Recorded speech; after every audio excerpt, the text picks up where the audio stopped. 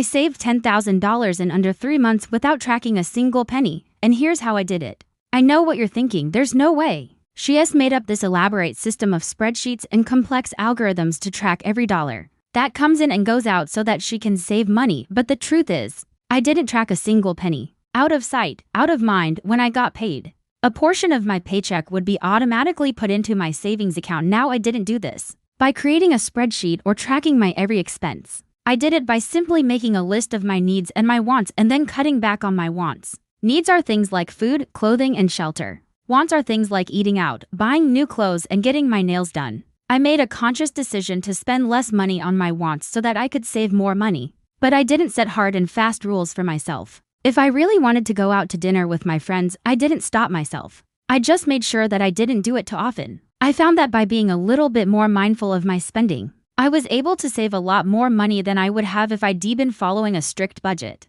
And I wouldn't even see it until payday. It was like magic. I didn't have to think about it. I didn't have to make a conscious decision every month to save money. It just happened. Instead, I focused on 3 big expenses and cut back in those areas. No, 1. I stopped buying new clothes. By the time I realized I was spending hundreds of dollars a month on clothes that I didn't need, I was already in a debt spiral. I had credit card debt, store cards, and I was constantly living paycheck to paycheck. So when I decided to take control of my finances, I knew I had to stop spending money on things that didn't matter. That meant no more shopping trips, no more online shopping, and no more buying new clothes unless it was absolutely necessary. This was the hardest thing I did because I love clothes. But after a few months of really strict frugality, it became easier and easier. And now I only buy secondhand or if I have a specific need for something, like a new pair of running shoes or a winter coat. The second thing I did was set up automated savings. No, 3, I prioritized my needs over my wants.